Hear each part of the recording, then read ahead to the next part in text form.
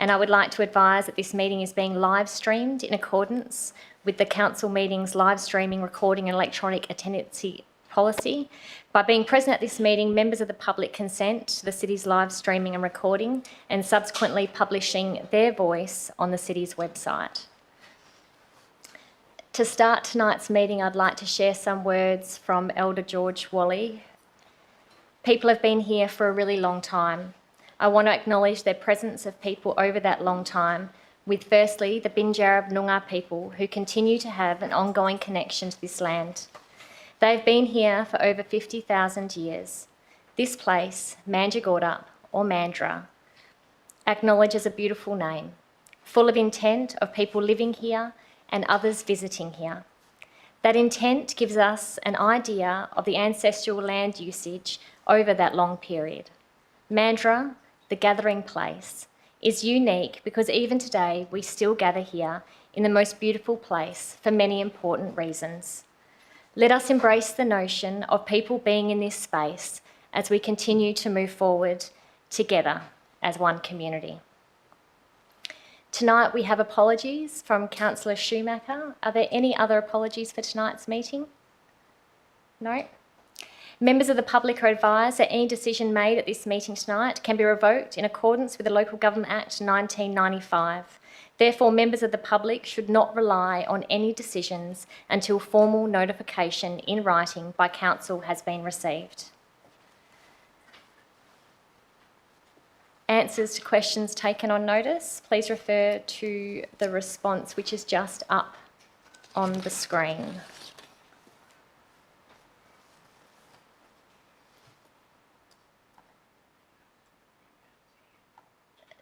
Tonight we are going to need to amend standing orders. Council is requested to resolve to suspend the operation of the following provisions of the City of Mandurah Standing Orders, Local Law 2016, for the duration of this meeting to ensure Councillor Knight and Councillor Rogers can follow and participate in the meeting as it progresses. Standing Order 7.2, members to occupy own seats while present in meeting room, relevant only for elected members attending the council chambers. Agree under Standing Orders 8.11 and 12.2 that instead of requiring a show of hands, a vote will be conducted by exception, with the presiding member, being myself, calling for those members against the motion. If no response is received, the motion will be declared carried and minuted accordingly. I just would like to reiterate to elected members, if you do want to leave the chamber, just to let us know that you are leaving when you do. Can I ask for a mover and a seconder? Thank you, Councillor Wilkins and Deputy Mayor Knight. As the seconder, oh, Smith, sorry. As the seconder. I'll put that to the vote. Anybody voting against? Councillor Cumberworth? All right, we're now going to move into public question time. Please ensure that your questions relate to the ordinary business of the city, the function of council or the purpose of this meeting. Please note that this is an opportunity to ask questions only. No additional statements or arguments will be permitted.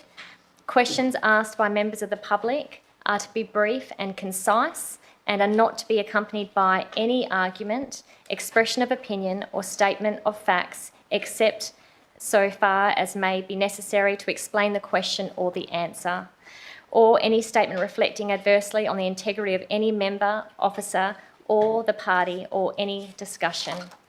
During public question time, members of the public are given the opportunity to ask a question of council. Council will allocate 15 minutes for public question time. Once this time has been exhausted, I may move a motion to extend public question time for a further 15 minutes. The City is committed to ensuring fair and equitable access to public question time. In accordance with Council policy, each member of the public who wishes to ask a question may ask up to 3 questions. Public question time must be conducted in accordance with the City of Mandurah Standing Orders. Questions must not reflect adversely on the integrity of the City of the Mandurah, including any elected member, city officer or other party. When called forward to ask questions, please begin by stating your name. And that may be a nice reminder, if you have your mobile phones, can you please switch them to silent or off just for this meeting? Thank you. The City will make every attempt to provide an answer. Where this is not possible, your questions will be taken on notice and a written response will be provided to you, and once necessary research is undertaken, this response will also be included in the next Council agenda. I now open public question time at 5:35 p.m. I don't have a list. I invite Stanley Gibb. If you just want to say your name, Stanley, and then thank you, and ask your question. Question is regarding your public law. This law here. It relates to track civil destruction of the property around Silvergum Avenue, and the trucks have been coming in, running over the verges.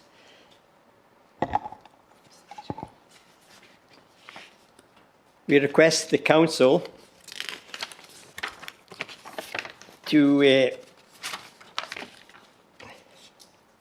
give notice to Track Civil to replace all the plants within a 2-week period. We've already had 2 years of this traffic destroying the plants, and we would like them to be replaced by Track Civil. Thank you, Mr. Gibb. I'll refer that question to the Director of Built and Natural Environment. Through the Mayor, the developer has removed some vegetation as part of their approved development works. However, the impacted verge areas will be rehabilitated as part of the developer's finishing landscape works, which are scheduled to commence in early March and should be completed by June 2026. Thank you. Thank you so much for your question, Mr. Gibb. I now invite Judy Drayton to ask a question. No, that's fine.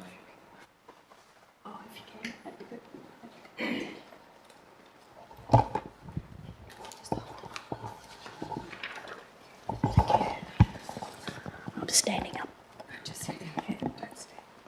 Thank you. Question 1. With the letter that was hand-delivered by Auntie Ivy of the Strong Women's Group to the CEO on the 4th of April 2025, can you please confirm if a response and on what date was this made? Thank you so much, Judy. I'll refer that question to the CEO. Thank you. Through you, Mayor. The letter from Auntie Ivy was first received at 4:11 p.m. on Thursday, the 3rd of April, via email addressed to the CEO and the Mayor, and copying in all City of Mandurah councillors. Mayor Caroline Knight at the time sent a signed letter in response via return email on Friday, the 11th of April 2025. Thank you. Question 2. Can the City clarify exactly when consultation with traditional owners formally began, who authorised it, which specific Indigenous bodies were contacted, and whether that consultation consisted of formal minuted meetings or informal discussions? And importantly, did this occur before or after the excision proposal was developed? Thank you so much, Judy. I'll refer that to the CEO also. Thank you. Through the Mayor. The City of Mandurah and the Council has had a strong history of meaningful and authentic engagement with the local Aboriginal community.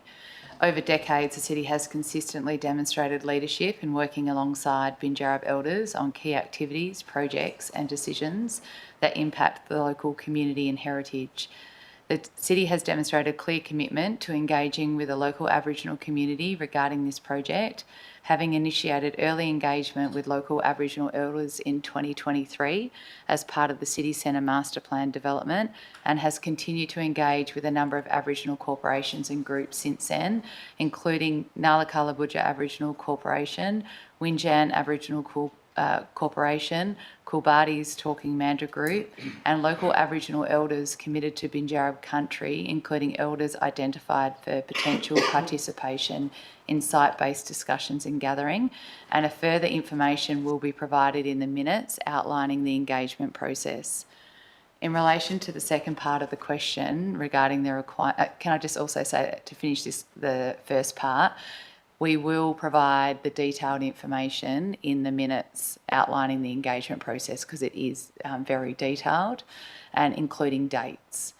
In relation to the second part of the question regarding the requirement for engagement with Aboriginal community prior to a land excision process, the City received confirmation by the Department of Planning, Lands and Heritage that a Section 18 approval under the Aboriginal Heritage Act was not required, and Council resolved, and that was undertaken prior to proceeding with a major land transaction or applying to the state government for a land excision process.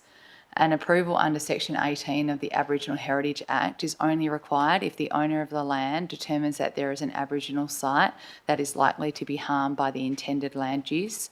At the time, Council resolved to proceed with a major land transaction. It was acting on advice from the Department of Planning, Lands and Heritage that the proposed works to be carried out by the proponent under the sublease did not fall within the boundaries of any registered Aboriginal heritage site.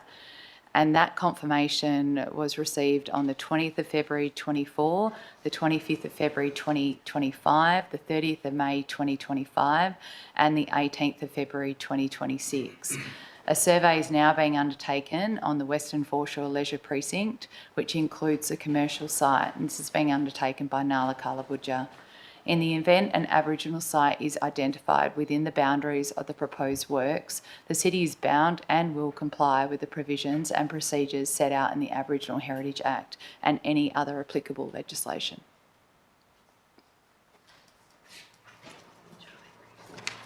Thank you, Judy, for your questions. I now invite Charlie Ring.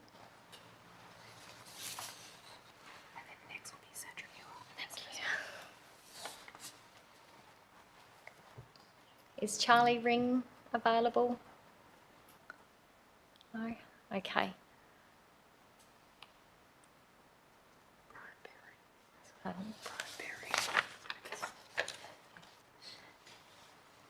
Sandra Muir?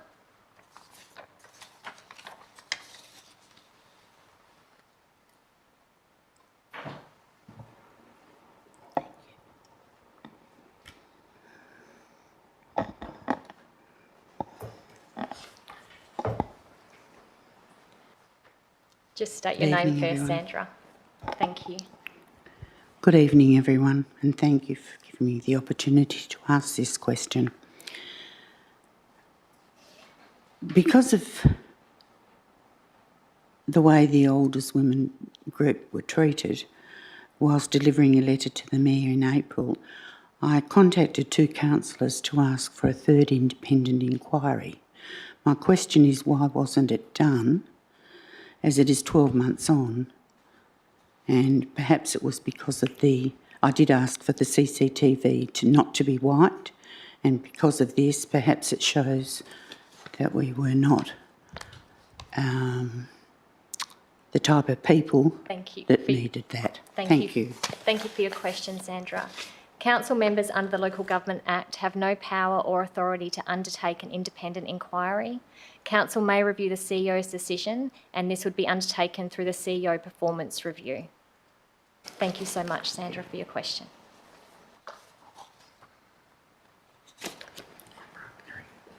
I now invite Brian Perry.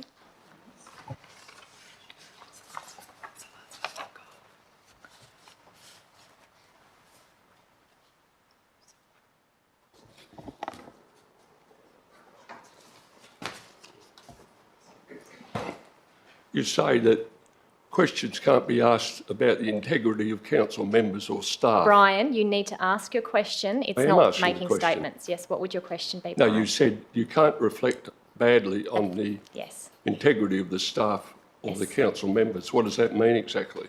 Okay, I'll refer that to the CEO. Thank you, Brian. Thank you, Mayor. So you can't make any statements that could adversely reflect on a staff member. So saying something that is inappropriate or not nice or not professional.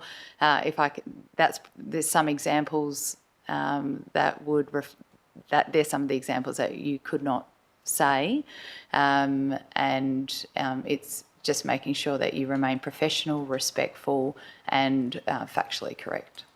So does that mean you can't criticise when they haven't done something right? Is that your second question, Brian? Yes, Thank you, Brian. it's a follow-on. I'll refer that to the CEO. Thank you, Mayor. It depends on the nature and how you ask the question. So you must ask a question on, for example, why hasn't something been undertaken? And then we will be able to respond accordingly. So that would be my suggestion on how you would ask a question if you feel that the city has not undertaken some sort of activity the way that you would like it. And you decide that. You decide that, do you? The presiding member has, That's your third question, Brian, and you're No, asking I've if got there's more. no... A question to you, Mayor. You Brian, I've just said that was your third question. You have 3 questions Who said that? in public question time because there are other people that need to ask I know questions. that, but does it say that in the Act? It's in the meeting procedures, yes, Brian. Could you state the section? I'll refer that to the CEO. All right. Can I continue? I'll refer that to the Director of Business Services. Thank you. Through the Mayor, Council have adopted a meeting procedure policy that states within that policy 3 questions during question time can be asked by members of the community. Additionally, public question time is limited to 15 minutes and the presiding member has the authority through that policy to extend it. Thanks. Thank you. You didn't say that at the beginning. All right. Thank you. You said you would eradicate homelessness in Mandurah. Brian, I've said that you've had your 3 questions. What? You've had your 3 questions. Well, you didn't tell me that at the beginning, did you? I did when I explained what public question time was about. So you're not going to take this question? I'm more than happy for you to contact me and I can take any questions that you have and I'll be able to, and I'm happy to meet with you as well, Brian. So for tonight, I've told you had 3 questions. You've asked your 3 questions and I'm happy to meet with you at a You should further have told time. me at the beginning. Brian, you come here very regularly, so you know I the don't. procedure. Yes, you do. Thank you so much, Brian, for your time tonight. What do you councillors Brian, say? Hey? Brian, I'm asking you to finish with your questions. Thank you so much. There are other people that have questions tonight. Pathetic.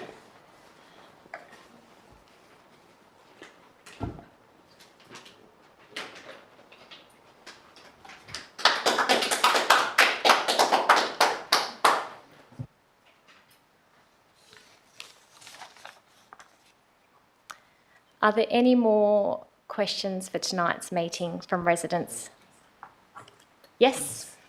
Gary Buckland. Gary Buckland, thank you so much. I'm not sure how I'm going to go here because on some of the rulings you've just put through, but my question is to the councillors and councillors only. I'm not putting this in regards to any of the staff members or anything in the organisation that way. In the last 15 years, can any of the councillors tell me a project that stayed within budget and was finished on time? I am more than happy to take that question on notice Okay. and I'll provide you with a written response in the next minute. Yeah. Thank you. Previously, I'd asked the question about the cost of dredging that took place in front of the canals. I've heard nothing about that. Was that ever discussed by anybody? Thank you so much. I'll refer that to the Director of Natural and Built. Through the Mayor, I believe a response has been prepared on that question, but I do not have the answer at my fingertips, so if I could take that on notice and certainly be more than happy to follow that up. Thank you. Thank you so much. I'm not going to be running out of time for questions, but the caravan fire that we had the other fortnight or so ago on that block up near the new gymnasium, who paid for the clean-up?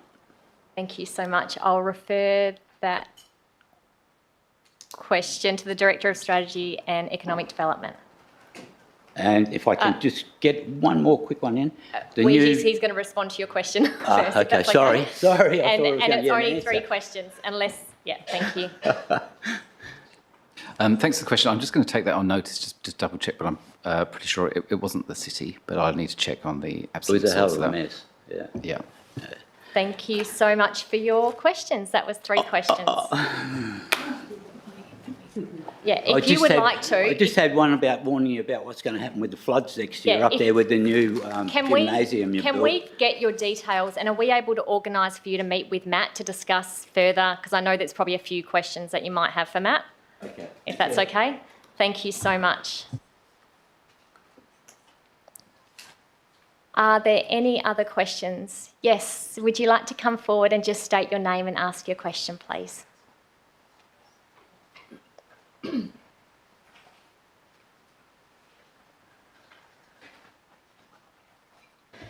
Hello, I'm Caitlin Butt from Little Playtown on Pinjarra Road. Hello, Caitlin. I did send through public questions, but I think I was a little late to the deadline. Well, thank you so much for Sorry. sending them in advance. Hopefully we have a response for you. If not, we can take them I was on hoping. notice. Before you start, I'm just going to extend public question time for a further 15 minutes because we're at that 15-minute mark. If that's okay. Thank you. Thank you. I have apologies from a couple of local businesses, small businesses on Pinjarra Road as well, where they were hoping to be able to come to the meeting but were unable to because we only found out this afternoon it was on today. So apologies from Tracy from Kaleidoscope Rugs, Trudy from Comfort Style Furnishings, Nelson from Oceanic Dive, and there was another company, but I forgot That's to okay. write them down. Because it's just question Yeah, time, it's if we just just stick question to your time. questions and then Yeah. I can take that on notice. Sure. So the main question that we had was, is there a form of compensation that small businesses will be able to apply for with continued roadworks? Thank you so much for your question. I'll refer that to the CEO. Thank you, Mayor. No, there isn't any form of compensation. Okay.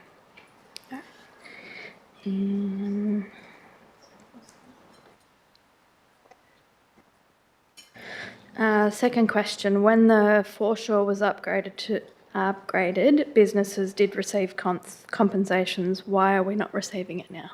Thank you so much for your question. I'll refer that to the CEO.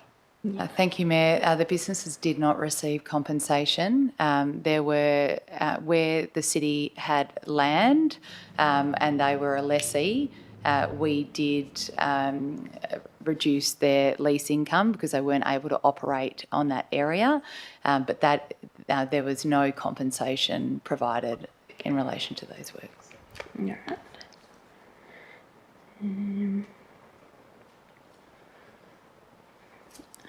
This was a question from Tracy at Kaleidoscope Rugs. When the road was pulled up 2.5 years ago and upgraded, why was the planning not further thought of? And why do these businesses have to suffer yet again? Thank you so much for your question. I'll refer that to the Director of Built and Natural Environment. Through the Mayor, the particular section that we are now back to provide rehabilitation project also is compounded by a black spot funded project, which is the signalised intersection. Unfortunately, in terms of the timing to secure funding for that work and the planning that was required, it was unable to be done at the time that the adjacent sections in Pinjarra Road were finished. But obviously we are doing our best to manage that as well as we can. Thank you. Thank you, Matt. Thank you. No, thank you so much for your time. Are there any other questions from community tonight?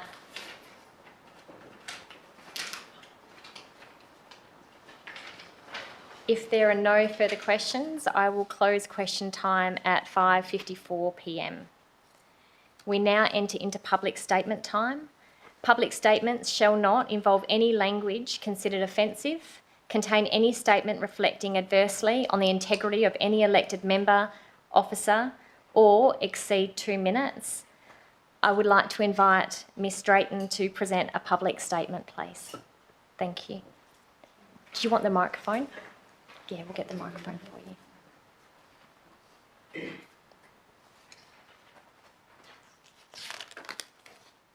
Thank you. My statement's around motion 1, apology to Strong Women's Group. I have continually questioned myself why, in the 21st century, we are standing here tonight asking for yet another apology to our Indigenous Strong Women's Group, in particular to Auntie Ivy Bennell, matriarch. They were simply carrying out their cultural obligations to protect sacred land. Where is the closing of the gap here? I urge the Council to vote on to meet and put forward this apology to repair a broken, divided relationships over the treatment of our Strong Women's Group. The City continuously states they have worked so hard to build our trust and respect, yet here we are, not even showing or offering a simple solution to sit down and listen to their stories of great significance. Respecting culture, process and the law matters. Let's show it. My statement around motion 2, the withdrawal of city submissions supporting a liquor venue on the Western Foreshore.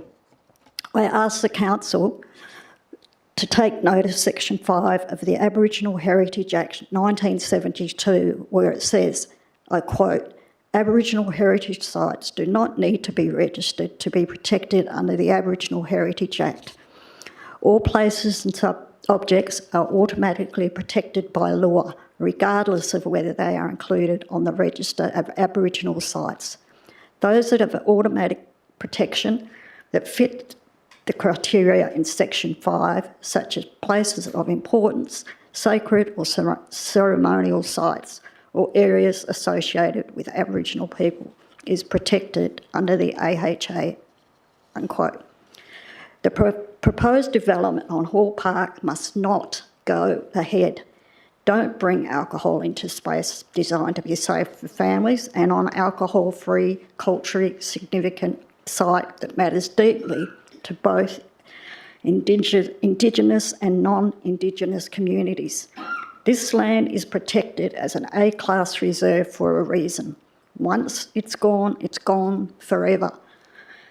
There is plenty of other land owned by the City of Mandurah and where this development could happen without destroying a place of heritage, history, and environmental value. I have personally, as family and working out in Indigenous communities, seen the trauma, the illnesses and after effects on families. It's heartbreaking and it never heals. Given my reasons, I urge the Council to vote for this motion. By doing this, it will show how respecting culture, process and the law really does matter. Thank you. Thank you so much, Judy, for your comment.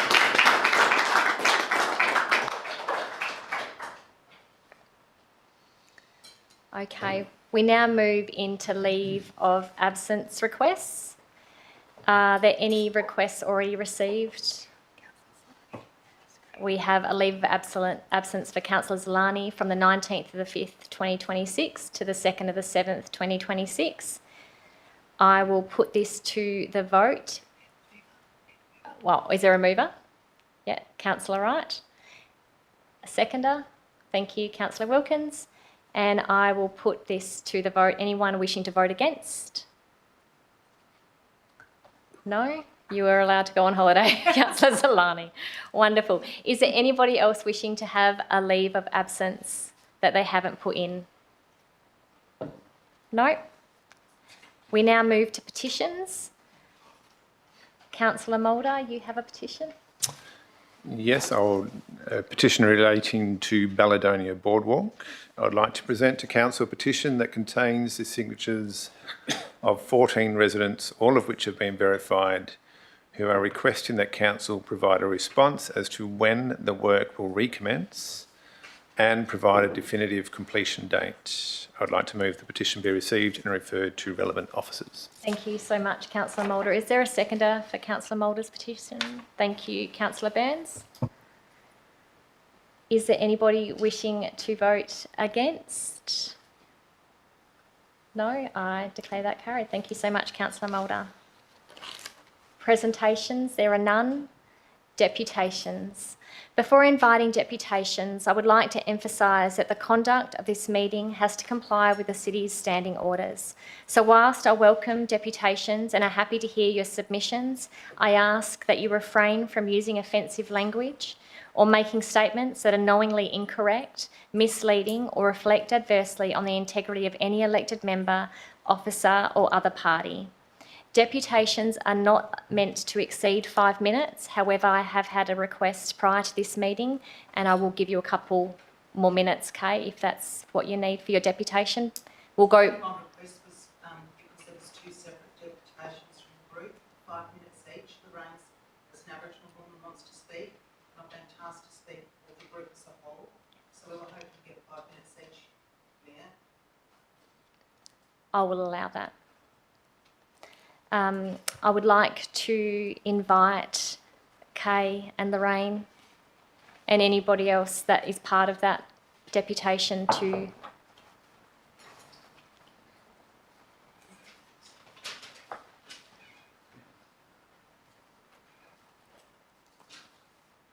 My name's Lorraine Morrison. To the Mayor and to the councillors, thank you for allowing me to come here tonight. Like I said, my name is Lorraine Morrison and I'm a proud Bibbulmun woman of this country, a Mandurah ratepayer and a highly educated Aboriginal professional with over 30 years experience in Aboriginal health and in governance, research and community leadership. I stand before you not only in my professional capacity, but also in my cultural capacity as an Aboriginal woman with responsibilities to protect cultural significant places connected to Aboriginal women, our ancestors and our future generations.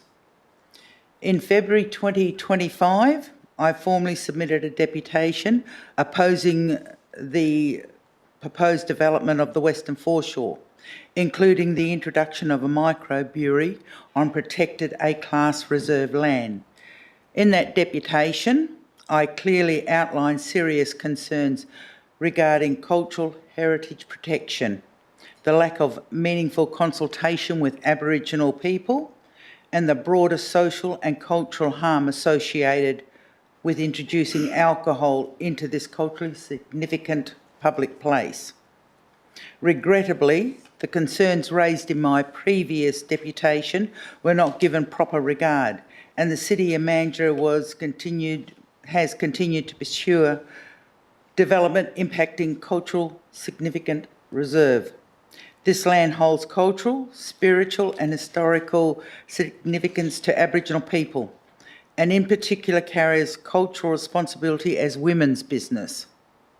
Under Aboriginal cultural law and governance protocols, consultation and engagement must occur with Aboriginal women who hold cultural authority and responsibility for this place.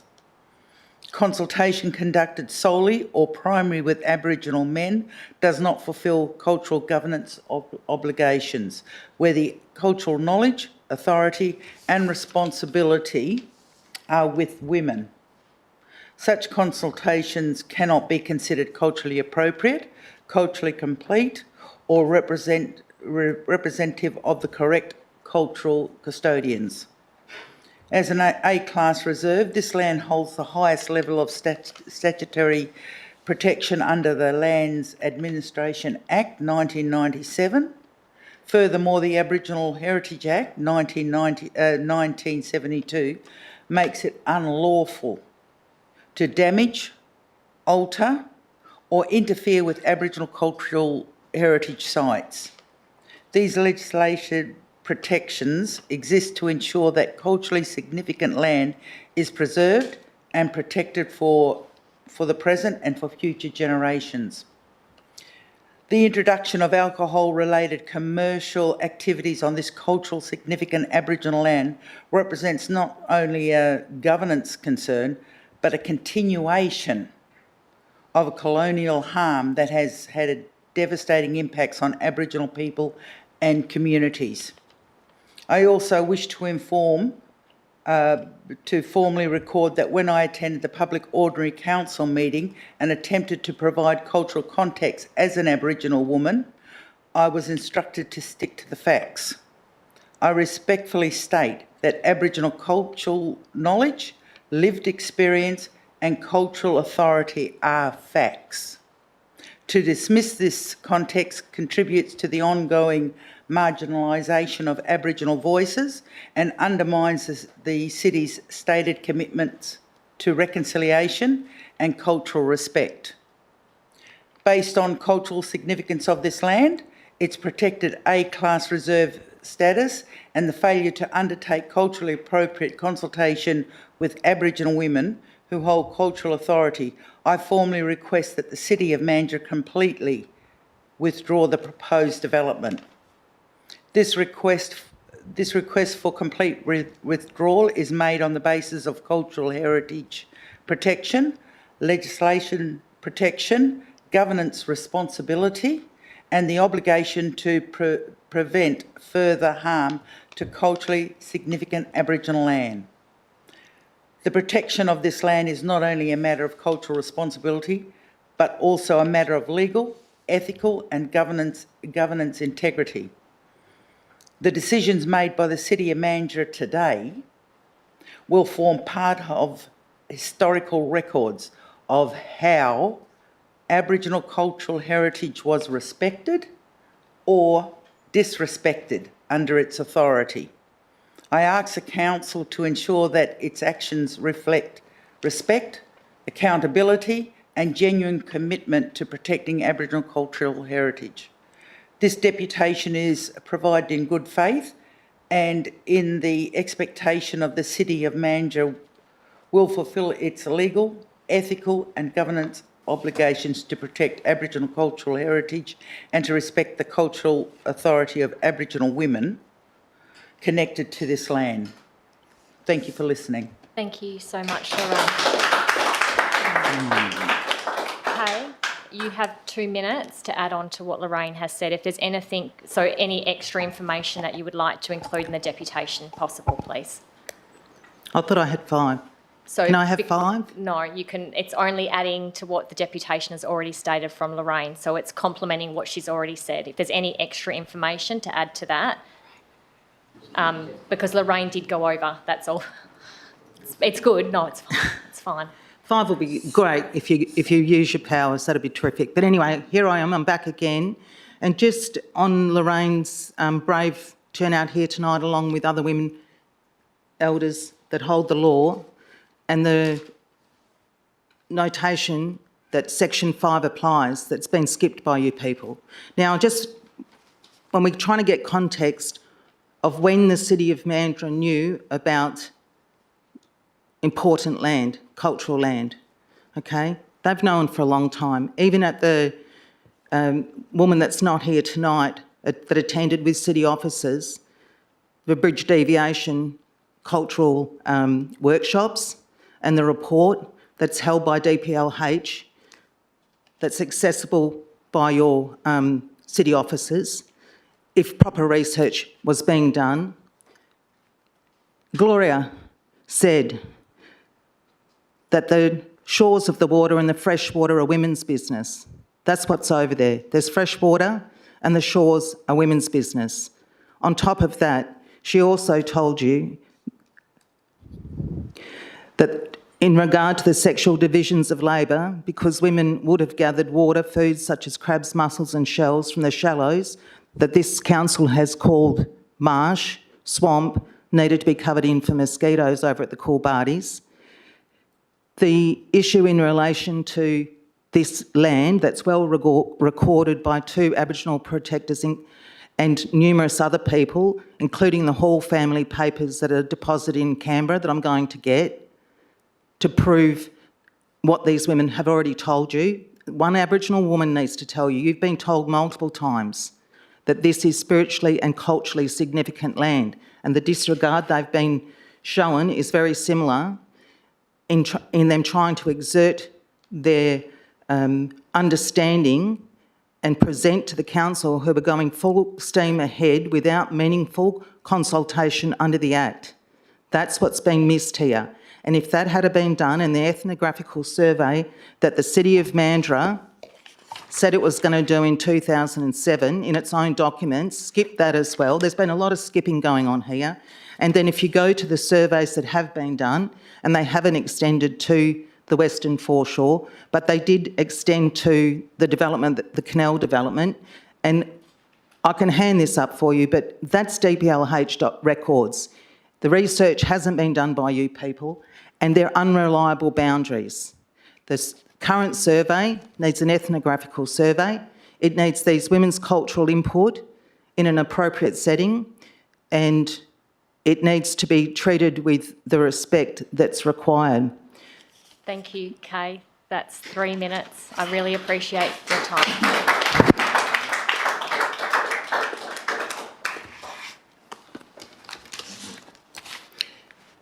Thank You want to go another 2?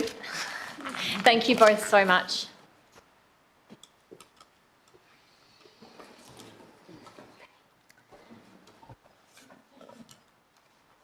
We now move to the confirmation of minutes of the meeting held on the 16th of December 2025. Do I have a mover and a seconder? Thank you, Councillor Zolani and Councillor Wright as a seconder. I'll put that to a vote. Is there anybody against? I declare that carried. We now move to the minutes of the annual electors meeting held on February 9th, 2026. I now call for a mover and a seconder to confirm the minutes of the meeting. Is there a mover? Thank you, Deputy Mayor Smith. Is there a seconder? Thank you, Councillor Mulder. Is there anybody wishing to vote against? I declare that vote carried. We now move to a part of the meeting which I think is really important, and that is celebrating what has happened in the month just past. It's been another busy month, but I would like to invite a few of the councillors to share some of the events that they attended or have been involved in. Firstly, Councillor Wilkins, you attended Destination Marketing with Fremantle Football Club. Would you like to share on that? Thank you, Mayor, and thanks for the opportunity to represent you and the city when we welcomed Jai Amos, Judd McVeigh and Mandurah's own Jordan Clark from the Fremantle Dockers to Mandurah ahead of their pre-season game being held in Mandurah this weekend. It was a fantastic opportunity to showcase exactly why Mandurah is such a special place, not just as a host city for major sporting events, but also as a destination with unique experiences you simply can't replicate elsewhere. Our first stop was to visit our Giant in the East Ward. It was a great chance to tell the story of the Giants of Mandurah and highlight the creativity of the city and the way public art is drawing visitors into different parts of our community. From there, we joined the team at Mandurah Cruises for an on-water experience that truly showed off our waterways. The players had the chance to catch some crabs, learn about our estuary system and gain a real appreciation for how central water is to life in Mandurah. And they had to catch their own dinner, so that was quite an experience for them. One of the most memorable moments was encountering a pod of dolphins that were sleeping. Nat on board Mandurah Cruises explained how it was a bit of a rare and unique experience for us, and it left a big impression on everyone on board. And in true competitive spirit, the highlight of the day was the crab cracking contest between former Docker and Peel Thunder legend Hayden Ballantyne and Jordan Clark. A light-hearted but fiercely contested battle that brought plenty of laughs and some local pride. And for the record, Ballas won the crab cracking contest, as you'd expect, because he's quite competitive. This experience was not only a great chance to strengthen our city's relationship with the mighty Fremantle Dockers, but also showcase Mandurah on a broader stage, with the players sharing their experience on their own social media channels. It also reinforced our reputation as an event city with something unique, genuinely unique to offer. As a one-eyed Docker supporter, it was a proud moment to represent the city and to help share the very best of Mandurah with our guests. And on behalf of the city of Mandurah, I would like to wish the mighty Fremantle Dockers good luck in their clash with Adelaide on Saturday at Rushton Park. I'm so excited. Thank you so much. Oh, Yes, that's fine. Thank you, Councillor Wilkins. I now move to Deputy Mayor Smith regarding Midway opening of new accommodation for people with a disability. Thank you. Through the Mayor, I'd just like to second Councillor Wilkins. Congratulations in advance to the Fremantle Dockers. On the 18th of February, alongside Councillor Schumacher and Dawesville MLA Lisa Monday, I was pleased to represent the Mayor at the opening of Midway's 4 purpose-built SDA villas in Falcon. The Midway Community Care has a long and proud history of supporting people with disability across Mandurah. As a local organisation employing more than 270 staff, it's not only a vital service provider, but also a significant contributor to our local economy and community wellbeing. This milestone marks the second stage of a multi-million-dollar investment in safe, modern, purpose-built accommodation, creating greater independence, stability and choice for residents. As a member of our Access and Inclusion Committee, it's encouraging to see our Access and Inclusion Plan in action. Developments like this help ensure Mandurah is a city where people of all abilities can participate fully and feel a true sense of belonging. It was a privilege to be part of such a meaningful occasion, and I look forward to the positive impacts these villas will have for many years to come. Thank you. Thank you, Deputy Mayor Smith. And we also have Councillor Cumberworth, who today attended the National War Service Animal Day commemoration. Yes, thank you. This morning, the Dawesville RSL put on an excellent service to commemorate war service animals who have made the ultimate sacrifice for Australia. We heard about the 400 war horses which were unfortunately left on the battlefield. They weren't able to be brought home through budget constraints. Thankfully, in this day and age, we value animals more highly, and it was a beautiful service and made me appreciate Australia and the wonderful country that we have a lot more. Thank you. Thank you, Councillor Cumberworth. And now I get a very exciting honour. We have an extraordinary young lady with us tonight who wasn't able to attend our Australia Day ceremony. And it is such a privilege to recognise her in this space, because her contribution really is an incredible example of what young people can do, and I am in awe of you, Millie Penman. If you would like to stand up, Millie, so I can read a few words about you, if that's possible. I know you're going to love this. And do you want to come around? Come around, get your certificate and we can do it really special. So to be recognised for these sort of awards is massive, and to be nominated and then to receive it only happens if you've done some pretty remarkable things. And if anyone here knows Millie, you would know that she is possibly one of the most remarkable young women that we have in our community. And I'm going to share some of that. You can hold your certificate, Millie. It's like you're in primary school and I'm like, here's your certificate. Yay! Everyone give Millie a massive round of applause. She is amazing. So Millie embodies the very spirit of service and dedication, and at such a young age, she is already making an extraordinary contribution to our community. Through her involvement with the Mandurah State Emergency Service, Navy Cadets, the West Murray Volunteer Bushfire Brigade, and a number of other local environmental and community groups, Millie has made a genuine and meaningful difference across our city. What stands out most is not just the number of organisations she supports, but the heart behind her service, choosing to step forward in times of need, to protect our environment, to assist during emergencies, and to give her time so generously speaks volumes about her character. Millie represents the very best of our young people here in Mandurah. She is courageous, community-minded, and deeply committed to making a positive impact. Millie, on behalf of the Council and our entire community, we are really proud of you. Thank you for your service, for your leadership and the inspiration you provide to others. Mandurah sure is brighter because of young people like you. Congratulations.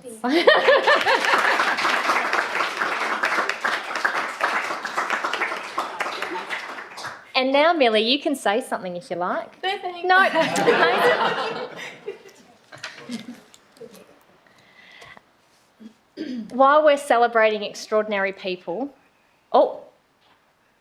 Millie, Oh, yeah, you would like that? Okay, sorry, we're going to get a quick photo. I do apologise.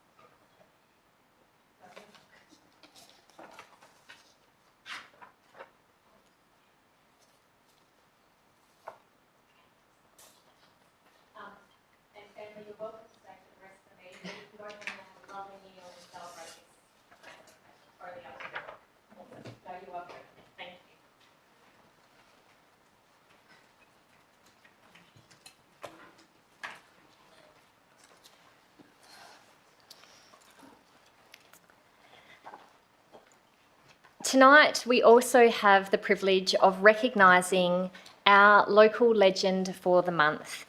And I really don't want to pronounce her name wrong, and I always pronounce her name wrong, so she allows me to call her Mary. So Mary Kalani is this month's local legend. And Mary is unable to be here this evening.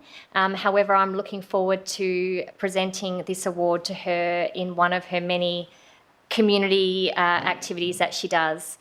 It really is such a privilege and a pleasure to acknowledge someone whose heart for community truly reflects the best of Mandurah. As the founder of Rise, Walk and Shine, Mary has spent the past 7 years building something incredibly special in our city. A vibrant, inclusive and welcoming community grounded in arts, culture, well-being and environmental care. Through her volunteer-led group, Mary has created opportunities for connection and belonging across the Mandurah, from colourful dance festivals and cultural celebrations to community clean-up days, cooking classes and mental health workshops. Her work brings people together in meaningful ways and uplifts everybody. If people know Mary, she also has taken a lot of young women in our community under her arms and has been a real inspiration to them. So I'm in awe of this lady. Mary is a proud advocate for multiculturalism, and she draws beautifully on her Persian heritage to foster cross-cultural understanding. She has created safe and welcoming spaces for culturally and linguistically diverse families and individuals to connect, share their stories, and truly feel what it means to belong in our city. What stands out most about Mary is her leadership. She empowers others. She encourages collaboration. She inspires people to take initiative and support one another. And through her commitment to sustainability, she reminds us all of our shared responsibility to care for our environment and each other. Although she cannot be with us this evening, we really want to extend our heartfelt congratulations and gratitude to Mary. Can we just give Mary a massive round of applause? She may never watch this, but she is a remarkable woman who deserves to be celebrated, and I look forward to joining her at one of her Rise, Walk and Shine events to give her her award. Now, we're going to move to declarations of interest. Elected members and officers are now asked to declare any real or perceived interest that may have in respect of the reports listed for consideration at this meeting. Should an elected member or officer declare an interest, I would like to remind them of the need to leave the chamber immediately prior to the item's discussion. CEO, have you received any declarations tonight? Yes, Mayor. I have received 2 declarations of interest from Councillor Daniel Wilkins in relation to Report 19.5 and 19.6, the monthly financial report. They're both impartiality interest, as he is a council representative of the Mandurah Performing Arts Centre Board, and also a declaration of impartiality interest for myself in relation to 19.1, as the report references my position held at the City of Mandurah and my administration functions that were carried out. Thank you. Are there any other declarations of interest for tonight's meeting? No? Wonderful. We now move to questions from elected members. I would just like to remind elected members that your questions are to be brief and concise and are not to be accompanied by any argument, expression of opinion or statements of facts, except so far as may be necessary to explain the question or answer. Any statement reflecting adversely on the integrity of any elected member or any discussion. Are there any questions of which due notice has been given. Councillor Mulder? Yeah, that's fine. Oh, we'll do, yeah. Okay, question 1 regarding the central men's shed. Can the city please provide a timeline of key engagements with the men's shed, commencing from when discussions first began regarding new or expanded facilities? Can the city advise the anticipated completion timing for the new facility and the associated high-level cost estimates? Thank you so much, Councillor Mulder, and I will refer that to the Director of Place and Community.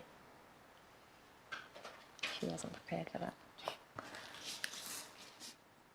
Oh, no, it's fine. Thank you for the question. In response to the question around the central shed, in early 2021, the city commenced engagement with the Mandurah Men's Shed, Peel Men's Shed and Falcon Men's Shed as part of the Mandurah Men's Shed Strategic Directions Report. The report confirmed that both shed groups were in need of more secure and more suitable premises. In July 2021, Council resolved to receive the Strategic Directions Report, noted the benefits of the men's sheds, agreed to a small financial operating contribution and committed to exploring a new site for potential construction of a new combined central men's shed. An extensive investigation of multiple possible sites took place over the 2 years, and both sheds were engaged fully and extensively throughout investigation for a suitable site.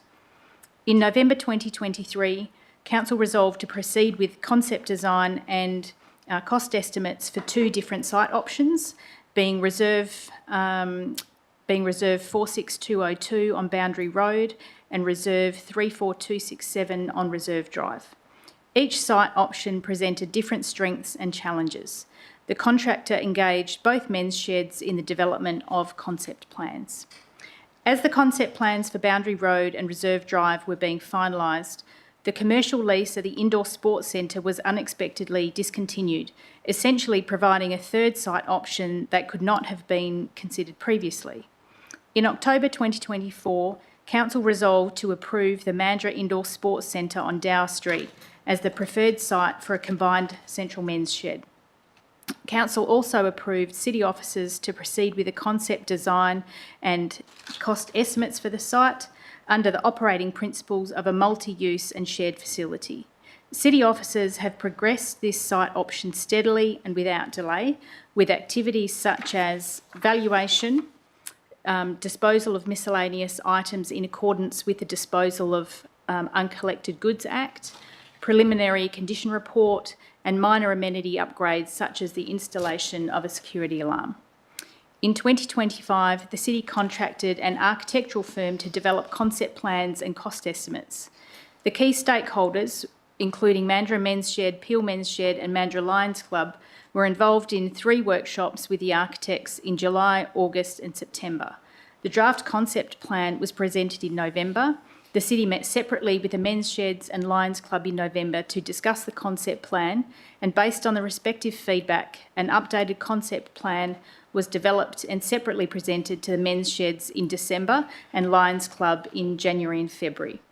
During 2025, city officers met stakeholders at the Indoor Sports Centre for multiple walkthroughs. There has also been extensive communication throughout via email and phone calls. In February 2026, the city received the draft report from the architect, which included concept design and cost estimates. City officers are presently reviewing the draft report, and it is expected that this will be finalised in March. It is not yet suitable to release the high-level estimate because city officers are analysing the itemised budget and anticipate a material reduction to the current high-level figure. A report is expected to Council in April 2026 to seek approval of an agreed course of action. All stakeholders have been advised they will receive further in-person communication prior to any council consideration.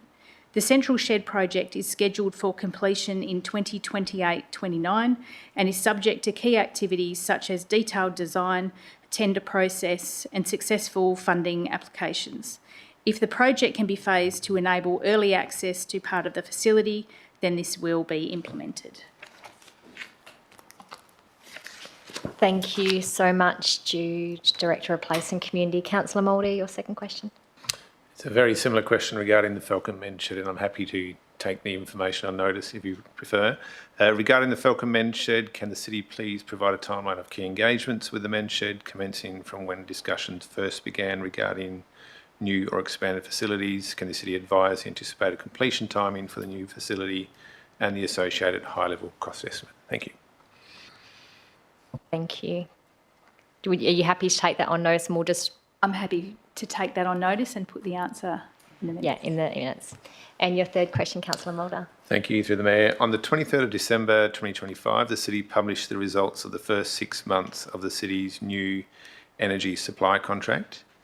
50% of electricity consumption under this contract is renewable energy purchased from green power.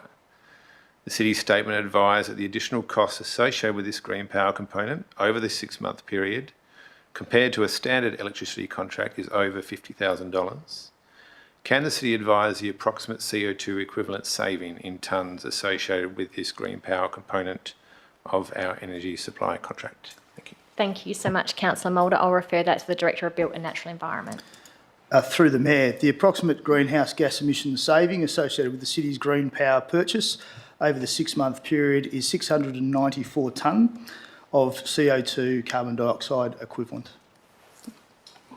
Thank you to the Director.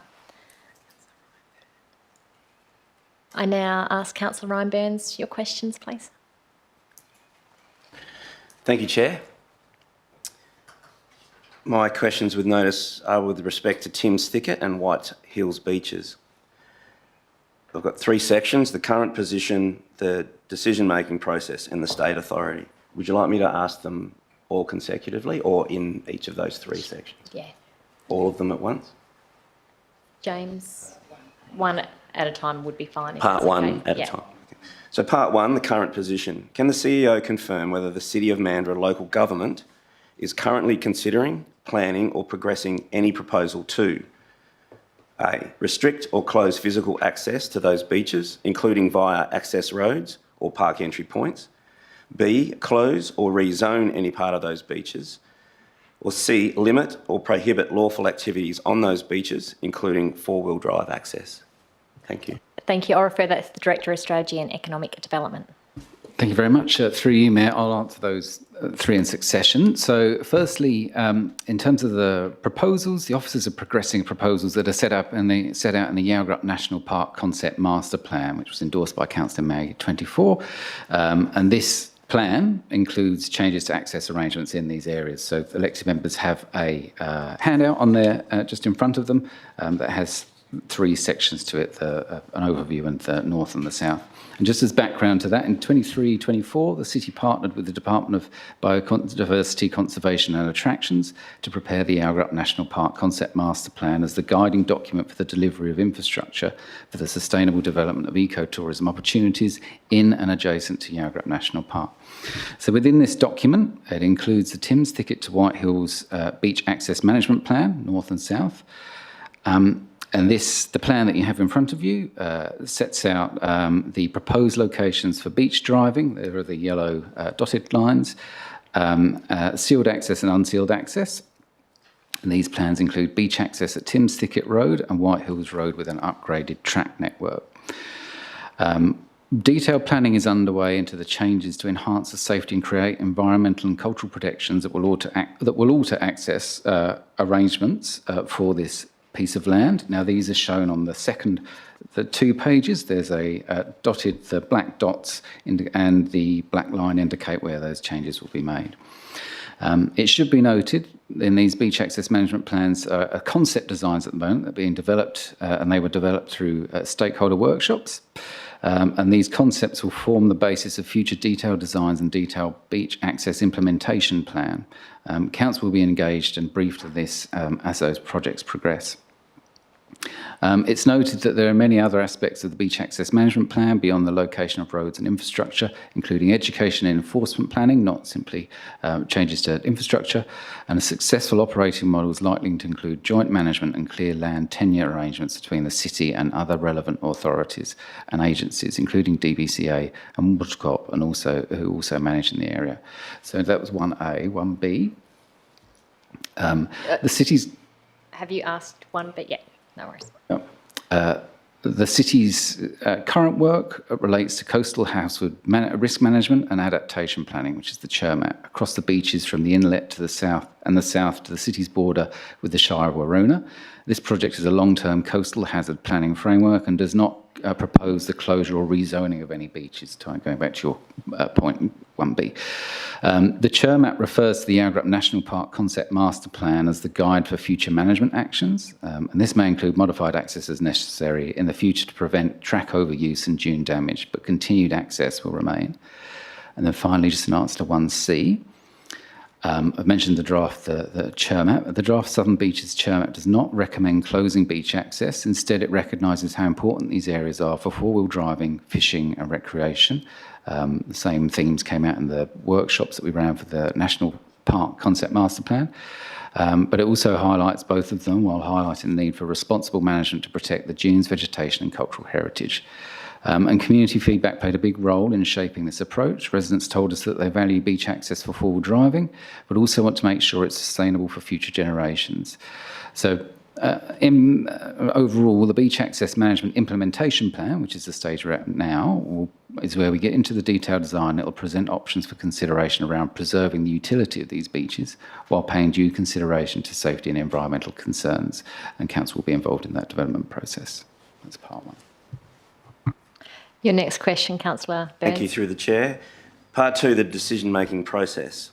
If any proposal of the kind described above were to be considered in the future, would such action require A, a formal council decision, and B, public notice and an opportunity for community submissions? And following that, if not, under what authority could such action occur? Thank you. I'll refer that to the Director of Strategy and Economic Development, please. Thank you, through you, Mayor. For 2A, yes, the city is required to issue public notices when it makes a determination on city-owned or managed land, including permanent road closures which provide for a submission period for the community to comment on any proposal. And as per the question taken on notice in May 2024, where this master plan was up for consideration and responded to in June 2024, the city will carry out a consultation for any proposals outside the Timms Thicket and White Hills Beach Access Management Plan, as presented in the Yarra National Park Concept Master Plan endorsed by Council in May 2024. So that hopefully answers questions A and B. Thank you. And your final question, Councillor Burns. Thank you, through the Chair. This is a state authority, so we've shifted from local government to state. Can the CEO clarify whether any state government department or agency has the legal authority to A, override or supersede council in relation to beach access or activity regulation at Timms Thicket or White Hills, and B, restrict access via Yalgarup National Park roads or tracks in a way that would effectively prevent access to those beaches? Thank you so much, Councillor Burns. I'll refer that back to the Director of Strategy and Economic Development.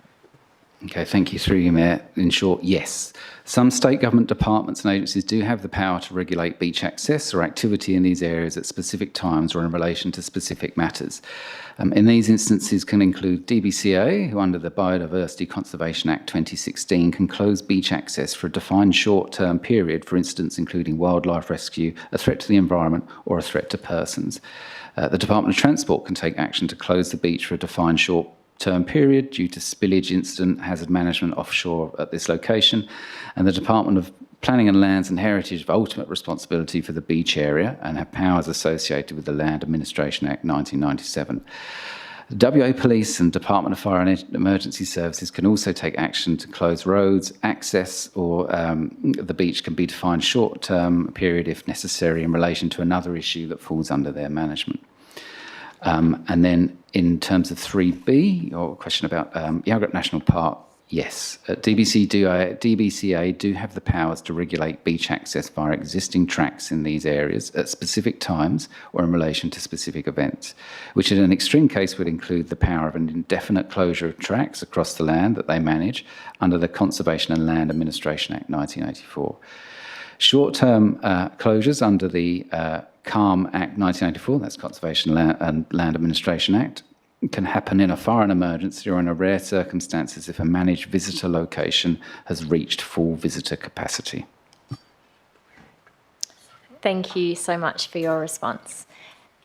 Deputy Mayor Smith, you've had a question on notice. Thank you, through the Mayor. I'd like to ask two separate questions. One will be directed to the Director of Built and Natural Environment. Please may I ask on an update as to the City's plan for managing the ongoing sand drift at Pyramids Beach impacting the footpath and beach access? And a follow-up to that will be, in the interim, would officers please consider increased signage in the area to alert residents of the hazard? Thank you so much. I'll refer that to the Director of Built and Natural Environment. Through the Mayor, the path is presently maintained on a 2-monthly schedule. City officers are also presently investigating appropriate signage and also the options available for more permanent management of the sand drift at Pyramids Beach. Thank you. Thank you. Thank you, through the Mayor. Just one separate question. I've noted a post on social media stating the City is under investigation by the Information Commissioner. Please can an officer advise if this is the case? I'll refer that to the Executive Manager of Governance Services. Director of Business Services. Thank you, through the Chair. The City is not under investigation by the Office of the Information Commissioner. Applicants seeking access to information under the Freedom of Information Act process have the option to request a review of the City's decision if they disagree with the decision made by the City when they're releasing documents to the community.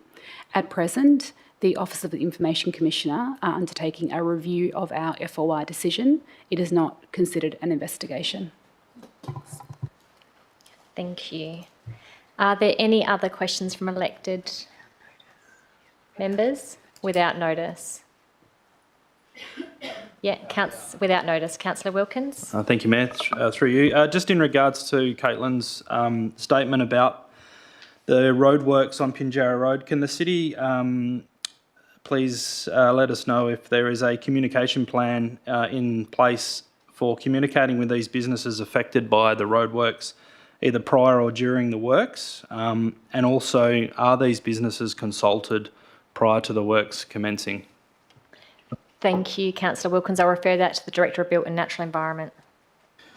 Through the Mayor, there was a communication plan, internal communication plan for those works, and certainly there was information provided to all of the adjacent businesses and impacted parties. Thank you. Thank you.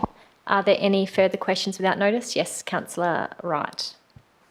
Just a quick one in response to the through the Chair, just a quick one in response to the deputation earlier about the ethnographic mapping from 2007. Just wondering if the CEO has any comments. Thanks. Thank you, Councillor Wright. I'll refer that to the CEO.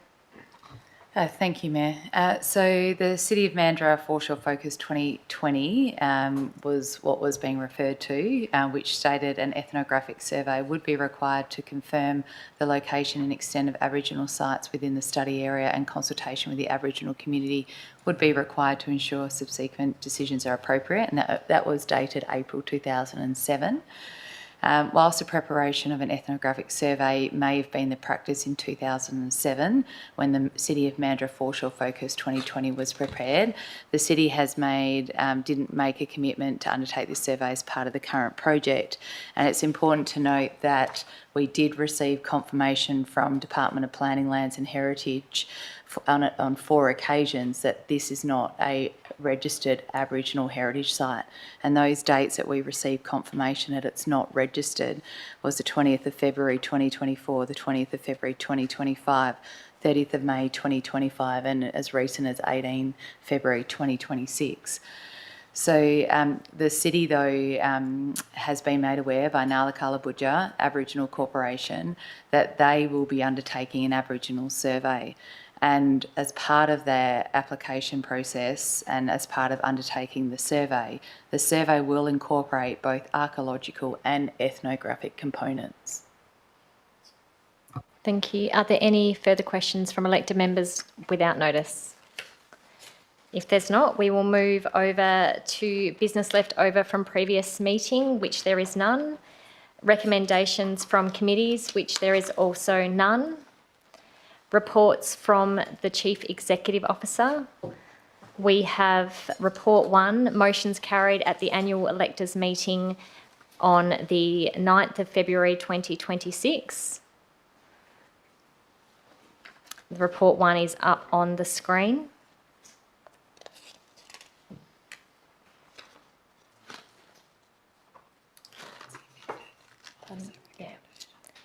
This is an amended officer recommendation.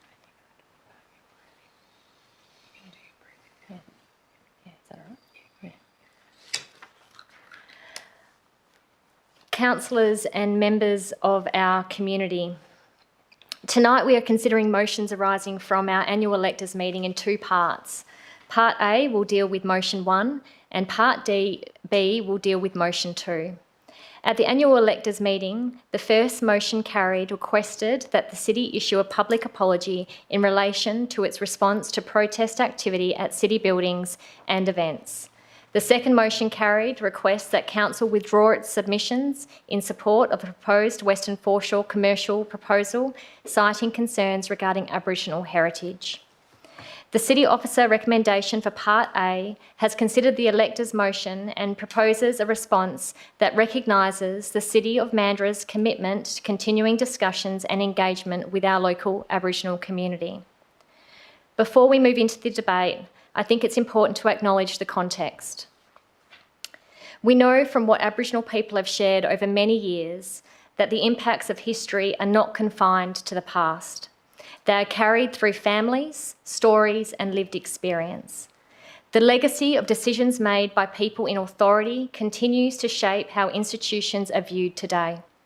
We must approach tonight's discussion with that understanding. The City of Mandurah has long held strong and respectful relationships with our local Aboriginal community. These relationships are not recent and they are not tokenistic. They have been built over many years through shared work, cultural recognition and mutual respect. Most of you know I grew up here. I grew up alongside many of our Aboriginal elders and their families. Those connections are deeply personal to me. It is painful to see the divide forming over a single issue when so much work has gone into building trust over the decades.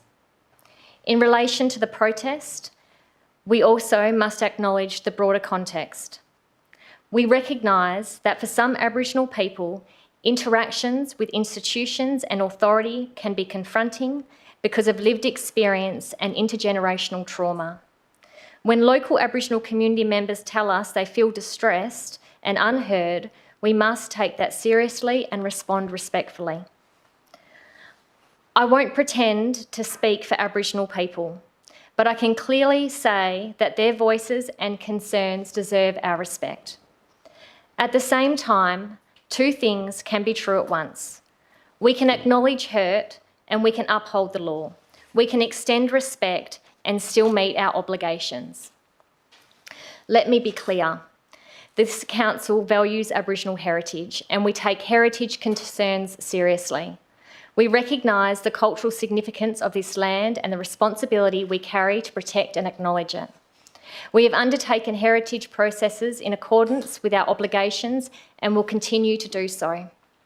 That commitment does not waver because the issue is contested. Engagement with Aboriginal stakeholders has occurred throughout the planning process, and that engagement will continue. It does not stop because we are at a particular stage in the project. To set the tone for the debate tonight, I also need to be very clear about the parameters Council must operate within. There is a legislative separation between the operational role of administration, which is led by our CEO, and the strategic role of Council. That separation defines that we, as elected members, can properly comment, can properly comment on and debate. In relation to Part A, resolutions points 2 and 3, it is not the role of council to debate the actions taken by the CEO or the administration in relation to this protest or engagement with WA Police. Under the Local Government Act 1995, there is a clear separation between the role of council and the role of the CEO. The CEO's role under Section 5.41 of the Act includes being responsible for managing the local government's administration and operations.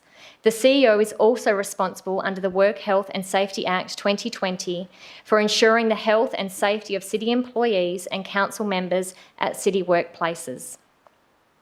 In order to comply and to respect the separation of roles, council members participating in deliberations on this item should not make comment on actions or decisions of the CEO or the administration, other than acknowledging that those matters sit within the CEO's role, not the council's. Specifically, it would clearly be inconsistent with our roles as council to be critical or supportive of any action taken or decision made by the CEO or the administration in relation to this recommendation. Now turning to the Western Foreshore project more broadly. Council's role is to look across the entire community and consider the long-term future of our city. Elected members represent the interest of electors, ratepayers and residents of the district and takes account of the interests of those persons who work in or visit the district. That includes economic development, stimulating appropriate private investment, strengthening tourism, protecting our environment, supporting community wellbeing and providing leadership that builds a strong and resilient Mandurah for everyone. The Western Foreshore proposal sits within that broader responsibility. This project did not appear overnight. The City of Mandurah Foreshore Focus 2020 Report 2007 proposed family-focused tourism and commercial uses within the city foreshore precincts. Further to this community engagement, in 2018, with close to 1,000 responses, clearly identified the Western Foreshore commercial site as a high priority for revitalisation. Over many years, feedback has consistently called for activation of this space, including food options and family-friendly activities to complement the play space and skate park that had already been delivered. The proposal represents the final phase of that long-planned revitalisation. It includes a licensed restaurant and a microbrewery, an 18-hole mini golf course, a cafe and chocolate retail outlet. It is designed to create a destination that attracts both locals and visitors, adding to the experience of our waterfront rather than detracting from it. The proposed development demonstrates the potential for significant additional visitor numbers and tourism spend. Increased visitation means more customers for businesses across the city centre, including on our eastern foreshore. This is about growing an overall economic activity in Mandurah, not shifting it from one side of the bridge to the other. The project represents a private investment of more than $20 million, the largest private investment in Mandurah in decades. Over the first 25 years, the lease arrangement is projected to generate more than $6 million in revenue to the city. That revenue will be reinvested directly back into the Western Foreshore, including coastal hazard management, ongoing maintenance, new footpaths, landscaping and renewal of public infrastructure. Without that lease revenue, these significant costs would ultimately need to be borne by our ratepayers. The Western Foreshore Leisure Precinct Master Plan, which incorporates proposed commercial development, retains significant public open space, expands public access to the water, and includes improved pathways, lighting, and accessibility. It balances retention of extensive green space and public recreation with carefully considered commercial activation so the area is vibrant, safe, and usable all year round. Reasonable people can hold different views about this project. That part is part of our local democracy. But we must weigh all aspects of our responsibility: cultural heritage, community wellbeing, economic opportunity, environmental management, and long-term financial sustainability. What matters now is how we move through this, with respect and care for our people, our culture, and our responsibilities under the law. In Mandurah, there is room for different views, for grief, for concern, for optimism, for ambition. Our role around this table is to consider the full picture and make the decision we believe is best for the interest of Mandurah as a whole. And whatever the outcome tonight, our commitment to continue engagement with our entire community, including our Aboriginal community, will remain. I am going to move Part A of the amended motion, which has been circulated. Is there a seconder to my movement? Deputy Mayor Smith. Is there anyone wishing to ask a question? Is there anyone wishing to speak against the motion? Councillor Burns. Thank you, Chair. I have considered this matter carefully. I want to state from the outset that I acknowledge the statutory authority of the CEO and the CEO's obligations under the Work Health and Safety Act. I also acknowledge the importance of ensuring staff are safe in their workplace as opposed to simply feeling safe. That is not in dispute. Prior to this meeting, I sought clarification regarding the wording of Part A, particularly the reference to the protest activity within a city building. My concern was not about the CEO's authority to manage safety, but about the breadth of the original wording and the original meaning of the term protest, which can be quite broad and may include peaceful expression by even a single individual. The amended wording now clearly affirms the CEO's power to determine activities that may be restricted or prohibited within a city building. That better reflects the statutory framework and the distinction between managing conduct and ensuring safety, as opposed to making an absolute statement about expression itself. I appreciate that clarification. Part A also asked Council to acknowledge that the actions taken were consistent with statutory authority and workplace safety obligations. That is a significant statement for Council to make. While I'm mindful that operational decisions sit within the CEO's role, it is appropriate for Council to approach such affirmations carefully and thoughtfully. Speaking more generally and not in reference to any finding of wrongdoing, an apology, when framed appropriately, could be an act of institutional maturity. It does not necessarily imply unlawful conduct or improper intent. It can acknowledge impact. It can acknowledge that trust has been strained. It can demonstrate a willingness to reflect. Regardless of how operational matters were handled, it is clear that some members of our community experience the interaction as distressing. In that broader sense, an apology can sometimes help rebuild confidence without attributing fault. I acknowledge the Strong Women's Group and their role in advocating for what they understand to be culturally significant land. Whether or not Council agrees with their position on the development, their advocacy arises from a sense of cultural responsibility that deserves to be recognised respectfully.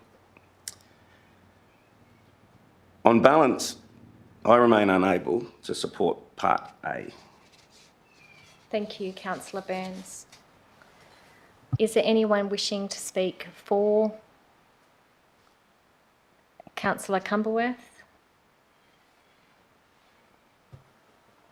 I would like to say that I'm really grateful for the community using the electors meeting process to bring this to Council.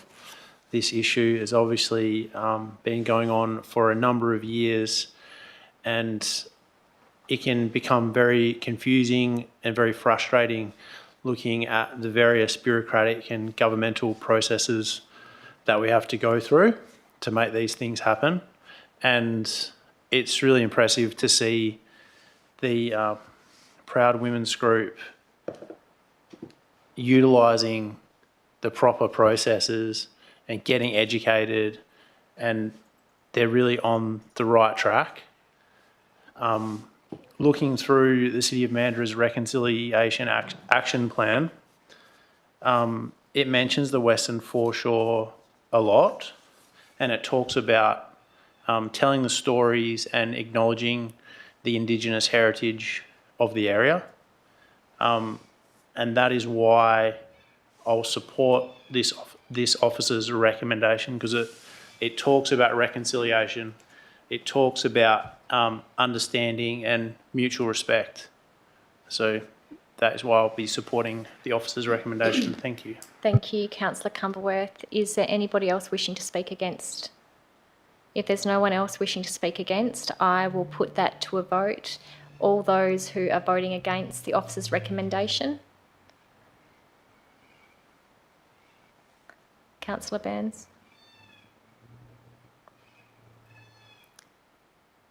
Thank you.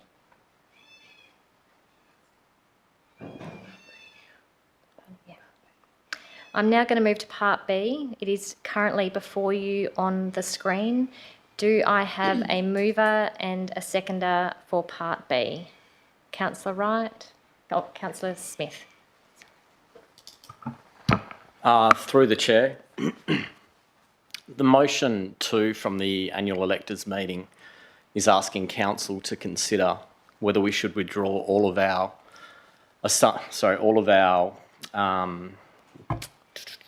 motions and submissions on the basis of the commercial premises being on a sacred site and desecrating that sacred site.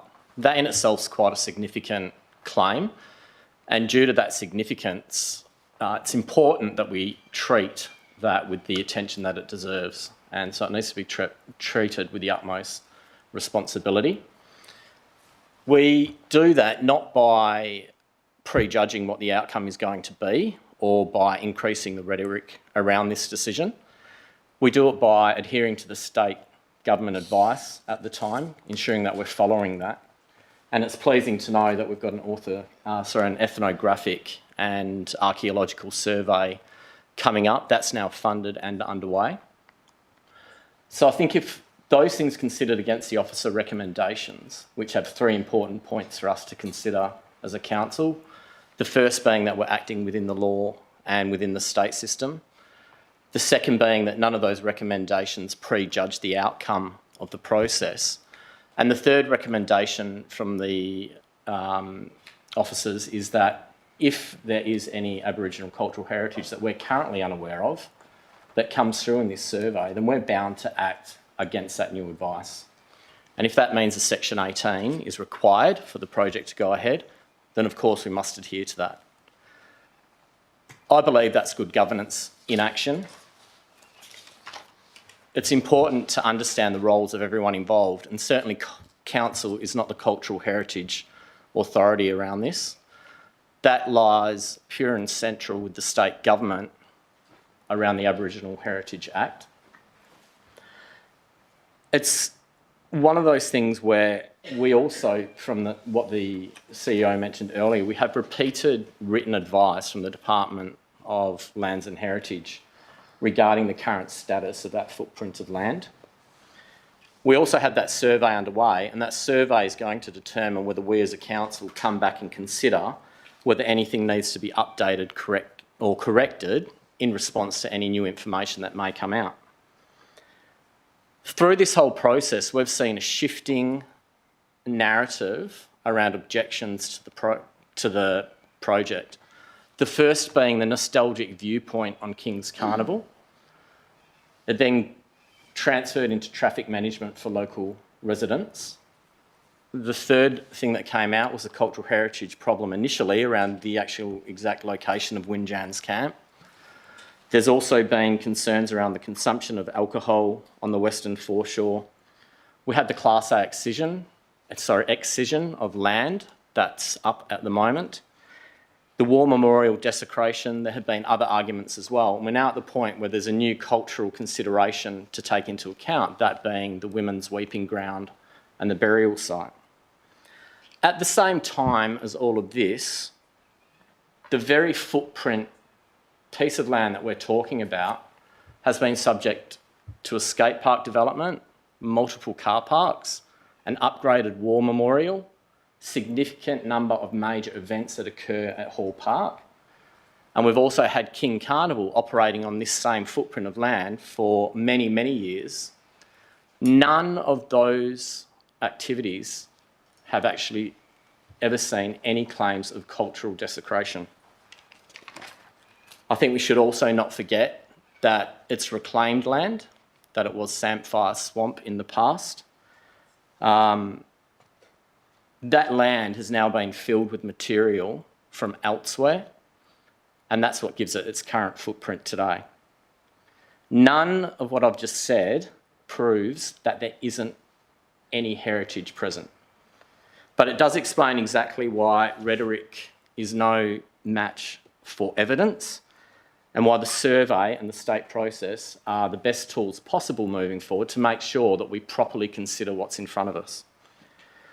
Withdrawing from this process now would not protect that heritage. It removes council from a lawful, evidence-based pathway and turns it into a political-based process. The state process is underway.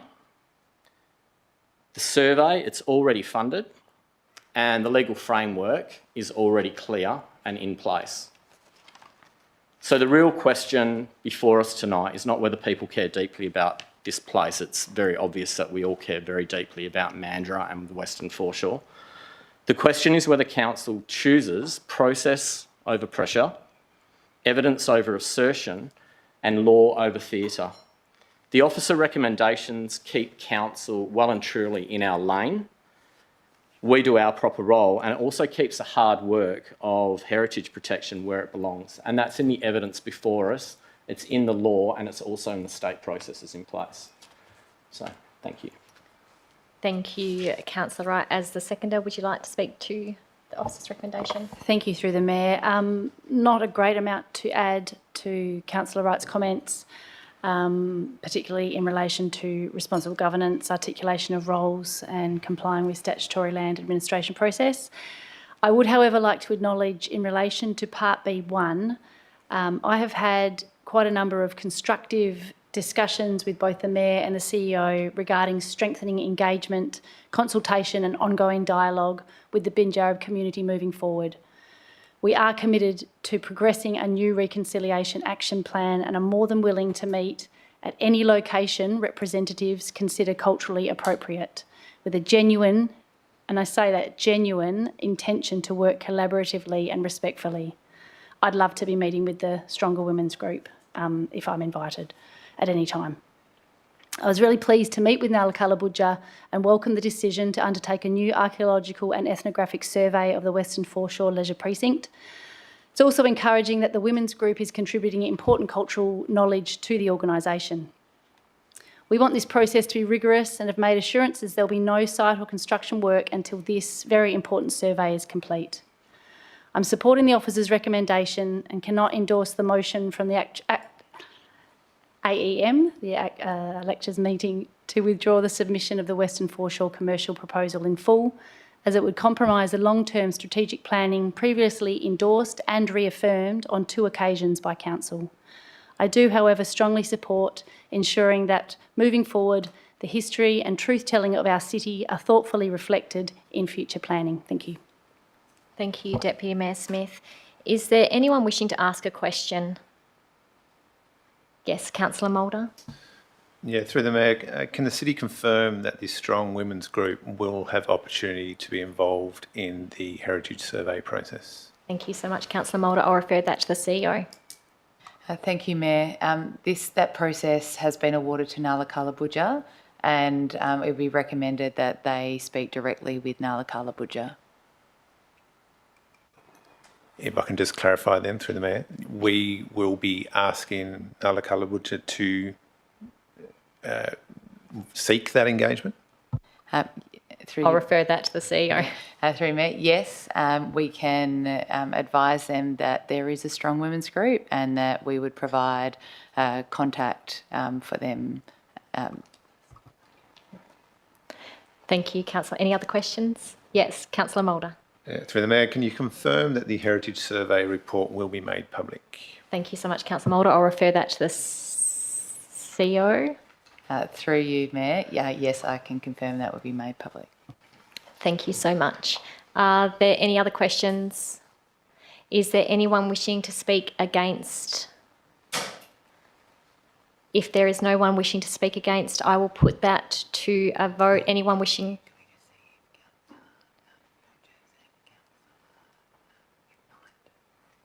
Can I just check if Councillor Rogers and Councillor Knight are both online? Yes. Thank you. Yes. If anyone's wishing to vote against the motion, can you please raise your hand? If no one's wishing to vote against the motion, I declare these recommendations carried.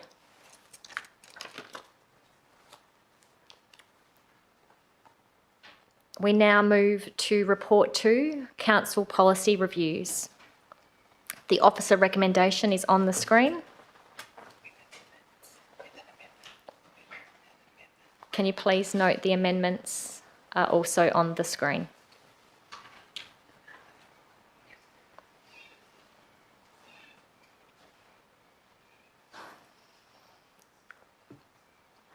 Do I have a mover and a seconder for the motion? Yes, Councillor Green as the mover. Is there a seconder to the motion? Yes, Councillor Wilkins. Councillor Green, would you like to speak to the motion?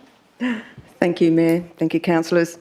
Yes, I would like to speak to this motion, but to put it into context for the benefit of the community who are listening, on January the 1st, 2026, the second collection or round of legislative reforms commenced under the Local Government Amendment Act 2024. This required review of a number of council policies, and through this review, amendments to the Local Government Act 1995 have been incorporated into the policies along with minor process improvements to enhance clarity for elected members and city officers when applying and administering the policies. Relevant amendments relating to the content of policy, which involves elected member entitlements under the policy GB7, came into effect the 1st July 2025. And as a result of the Act reform, these entitlements set out the fees, allowances and types of expenses for reimbursement.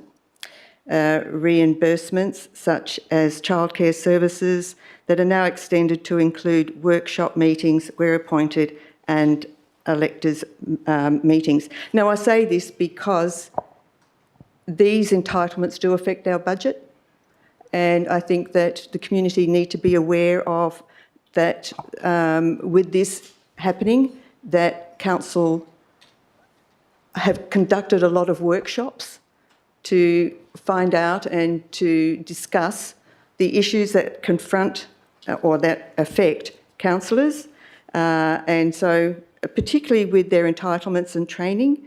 And it is under the Local Government Act anyway that these entitlements need to be reviewed under the policies that affect that. So in order to identify costs that may be incurred by the elected members whilst carrying out their duties as a local government councillor, several, as I just mentioned, several workshops were conducted. And they were conducted by the City of Mandurah officers and elected members. With that said, sections of the Act were either altered, modified, extracted or added to. That essentially developed into a best practice policy for compliance with the Local Government Amendment Act 2024. So I submit that the reforms are welcome by elected members and reflect a positive direction to improving the local government support and broaden the training that elected members are able to receive. Now, the training that is essential to providing a standard that is expected by the community and by those acting in a professional and informed capacity. With that, I urge the councillors to accept the officer recommendations, which are to adopt amendment to the policy GVN7, which is the elected member entitlements policy, adopt amendment to the elected member and CEO training, professional development, travel and events policy, and adopt amendments to the complaints management policy. Thank you. Thank you, Councillor Green. Councillor Wilkins as the seconder. Thank you, Mayor. I'm not sure I can add much more to what Councillor Green has just said. Whilst I personally disagree with a few of the entitlements, I can see how offering them to prospective candidates broadens the scope as to who and the type of character we can attract on council. And I guess, you know, if I disagree with them, I can choose to not claim those entitlements, which I do so. And I'm glad that these entitlements are attracting the quality of council that we have today. So I support the recommendations. Thank you so much, Councillor Wilkins. Are there any questions? Is there anyone wishing to speak against? If there are no questions and there is no one wishing to speak against, I will put that to a vote. If you are voting against, can you please raise your hand? If there is no one wishing to vote against, I declare that carried.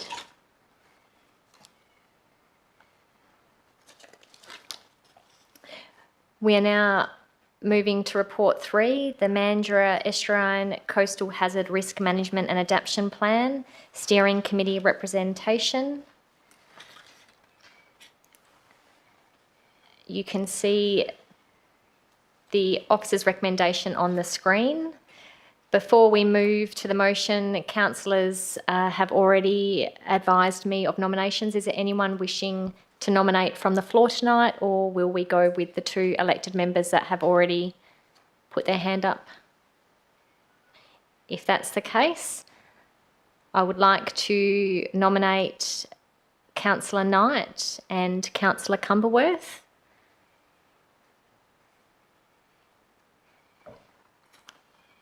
Do I have a mover and a seconder? Yes, Deputy Mayor Smith and Councillor Jackson. Would you like to speak? Through the Mayor, no, I just think they're both fabulous candidates. Nothing further, thank you. Thank you so much. And Councillor Jackson. Both these candidates are outstanding, and I have great confidence that they will do a fantastic job. I'm excited that Councillor Cumberworth is also going to be joining the also outstanding Councillor Knight in this field, and I really look forward to what's going to come out of this. Well done, both of you. Thank you so much, Councillor Jackson. And are there any questions, Councillor Burns? Thank you, Chair. With respect to Councillor Knight's nomination, given her past roles with the Peel Harvey Catchment Council, is there any potential conflict or interest that might prevent her from fulfilling the role Thank you, to the Councillor fullest? Burns. I'll refer that to the CEO. Thank you, Mayor. Councillor Caroline Knight does not have a, she does not sit on the board of Five Rivers, which is previously the Peel Harvey Catchment Council, so there is no interest. Are there any further questions, Councillor Burns? And just to ensure my support is, so past interest does not qualify, or past association or paid roles doesn't qualify. I'll refer that to the CEO. Thank you. Councillor Caroline Knight does not have a current interest, a financial interest. Councillor Caroline Knight, whilst being on this, if she would like, could declare a previous, but being a previous board member, however, it is not required. Are there any further questions from elected members? If there are no further questions, is there anyone wishing to speak against? If there is no one wishing to speak against, I'll put the motion to a vote. Anyone wishing to vote against the officer's recommendation? If there is no one wishing to vote against, I declare this carried. We now move to report 4, lease Lakelands Library and Community Centre. The officer recommendation is on the screen. Can I call for a mover and a seconder? Councillor Wilkins, is there a seconder? Councillor Green? Councillor Wilkins, would you like to speak? Thank you, Mayor. This library is a vital piece of infrastructure for the residents in the northern suburbs, especially those who are unable to access the city's main library in Dudley Park. It's well utilised by the community, including by many of our groups that book meeting rooms. This proposal agreement provides certainty that those essential services can continue to be delivered while the city is focused on the long-term planning for the Central Mandurah Library. I'd like to acknowledge the work by the city officers for undertaking the important assessments in regards to the cost, and happy to endorse the officers' recommendation to approve the new lease. Thank you, Councillor Wilkins. Councillor Green, anything further to add as the seconder? Thank you, Mayor. No, nothing further to add. Just to add a comment, though, that like Councillor Wilkins has just mentioned, that this library is well attended and it is quite a favourite library in the area. Thank you. Thank you so much, Councillor Green. Is there anyone wishing to ask a question? Yes, Councillor Cumberworth. Given that this library is well attended and we've been renting this space for quite some time, what is the estimated timeline for having the library business case completed so that we can make a call on whether we're going to build a permanent North Mandurah library facility? Thank you. Thank you, Councillor Cumberworth. I'll refer that to the CEO. Thank you, Mayor. It's expected that a business case will be presented to Council through a workshop within 18 months. And that will then determine through the workshopping and the long-term financial plan the direction of Council. Thank you. Are there any other questions from elected members? Is there anybody wishing to speak against the officer's recommendation? If there is no one wishing to speak against, I'll put that to a vote. Anyone wishing to vote against the officer's recommendation? If there is no one wishing to vote against, I declare that carried. We now move to report 5, and the item is before you on the screen. Prior to this report being considered by Council, I would like to invite the Manager of Financial Services to the podium to provide a presentation for December and January. If elected members have questions for the January monthly financial report, please present them at the next item. Thank you so much to the Manager of Financial Services. Thank you, through the Mayor. So presenting the financial report, and we'll focus on January as that is the most up-to-date report. A quick look at the operating graphs. We can see the operating income is sitting above budget and operating expenditure is below budget, where we do like to see them. Nothing more to report there. So moving on to capital, our non-operating income, you'll notice the actuals are a bit low for this time of year.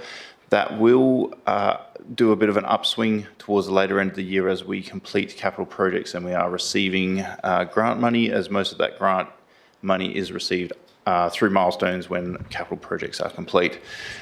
For capital expenditure, we are sitting below budget at this point in time, and we are expecting to see that upswing towards the end of the financial year as we complete capital projects as well.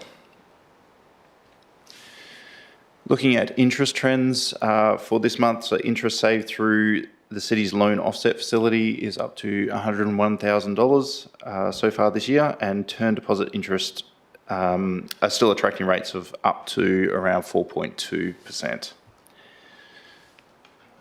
For our rates receivable for January 2025, we were at 77.6% collected. This year, at the same time, we are at 82.1% collected. So we are quite a bit ahead of where we were same time last year, and we still have one of the 4 instalments due in March. So a good result on the rates receivable so far.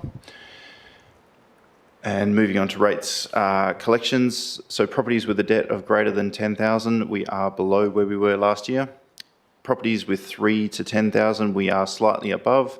And that is mainly due to the large amount of interim rates that we are getting currently throughout this year. So rates that we raised during the year for changes to property. So they obviously increased the debt, so we are chasing those as we go along as well. For budget variations, for the December council report, we have nil, and we also have nil for the January. For December, we had one tender under delegation, and for January, which is the next slide, we have 3, and I'd just like to note, I'll take those as read in the report as well, but I'd like to note that the city's procurement team observed the tender evaluation process and is satisfied that the probity and procedural aspects relating to the evaluation were compliant. Thank you. Thank you so much, Jared. Are there any questions? Yes, Councillor Wilkins. Thank you, Mayor. Almost. Just out of interest, Jared, is there an explanation why we're so far ahead with the rates received? Has the city changed its approach at all, or? Through the Mayor, while we haven't changed our approach, there has been a lot more activity this year in internal debt recovery space. So we are sending letters, SMS programs, phone calls, emails to chase up those debts. We're also slightly ahead because of the schedule of rates this year was sooner than last year, which was a bit late. So we are seeing that debt come in a little bit more. So we do expect that the rates to catch up towards the end of the financial year. Sorry, just... Yes, subsequent question. Just a statement more than a question. Congratulations on attracting your greatest crowd to date behind you. I'm sure they're all here for you. I was thinking it. I didn't think I'd say it. Any other questions while we have Jared's full attention? No other questions from elected? Oh, yes, Councillor. Yep, no worries. You will have another question when we get to the next report. Yeah, thank you. All right, I am more than happy to move this motion. Do I have a seconder? Yeah, Councillor Mulder. Okay. Firstly, thank you so much for the December monthly financial report. I note in the report under tenders awarded in December that Interlife Group were awarded the provision of outdoor cleaning and associated service contract. Interlife Group is a social enterprise providing and supported employment opportunities for people with disability. Through this contract, 32 supported employment opportunities are provided, and 60% of their team are based right here in Mandurah, with the remainder from the Rockingham area. This contract is valued at $1.7 million over the term and has been awarded for 3 years, with 2 extension options of 12 months, provided supported employment opportunities for a structured work environment designed to mirror mainstream employment.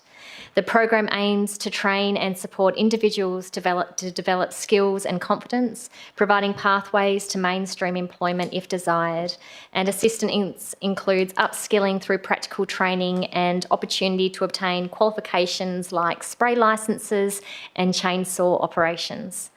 This contract empowers employees to participate in decision-making about their career and skill development. And this contract with Interlife gives people in our region and with a disability the opportunity to earn a wage, to find purpose, contribute, and to connect with their local community. So I'm really excited to have seen that in the report. So congratulations, City of Mandurah. The seconder, would you like to speak to the motion? Thank you, Mayor, for bringing that to our attention. No, nothing to add. Happy to support receiving the December financial report. Is there anyone wishing to ask a question? Is there anyone wishing to speak against the report? If there's no one wishing to speak against the report or ask a question, I will put that to a vote. Anyone wishing to vote against the officer's recommendation? I declare that carried. We now move to report 6, the monthly financial report. As you can see on screen, do I have a mover and a seconder for this report? Yeah, Councillor Green. Councillor Cumberworth, thank you. Would you like to speak to it, Councillor Green? Thank you, Mayor. Nice to see that everything is moving along quite nicely and that we made an increase of $3,502,961 from the December report. That's a nice little increase. Maybe that can be explained. Thank you. Thank you so much, Councillor Green. I'm not sure if that was a question or if it was a... we can save that for questions. And the seconder, Councillor Cumberworth. Happy to move the motion. Thank you. Thank you. Are there any questions? Yes, thank you, Councillor Mulder. Thank you, through the Mayor. Just in terms of the current underspend on CapEx, which is always a positive thing, just want to understand to what degree does that represent savings compared to budget versus essentially delay in executing the scope? Thank you. I'll refer that to the Director of Built and Natural Environment. Through the Mayor, certainly that does represent some savings, but also, I guess, a number of issues that will be reconciled through the mid-year review. A couple of those issues are, for example, with our major fleet purchases, there has been a lag around procurement for those, and there will be some issues around supply within this financial year, and that probably reflects some of the market conditions and the long lead time. In addition, there are some major roadworks, such as Pinjarra Road, Coolabah, Tim's Thicket, which are only just progressing, and those sort of, I guess, significant expenditures won't be reflected in the numbers that we saw today. Also, generally a bit of a lag in January, just simply because of processing payments and issuing commitments. But in essence, it's a combination of a number of factors, but certainly through the report, which I believe is coming to the March meeting, which is the mid-year review, those issues will be reconciled. Thank you. Thank you so much. Any other questions? Yes, Councillor Wilkins. Thank you, Mayor. I think this one might be directed toward the CEO. In regards to the pump track tender being declined, is that right? The question is, will we be going out for applications for tender, and what pump track renewals are affected by the tender being not accepted? I will refer that to the Director of Built and Natural Environment. Thanks, Matt. Through the Mayor, I'll need to take that question on notice. So my apologies for that, but I'll provide a response on exactly what that entails and what the implications are. Thank you. Thank you so much. Are there any other questions from elected members? If there are no other questions, is there anyone wishing to speak against? If there's no one wishing to speak against, is there any... I'll put it to the vote. Is anyone wishing to vote against? I declare that carried. We now move to Report 7, a local law amendment, which is on the screen.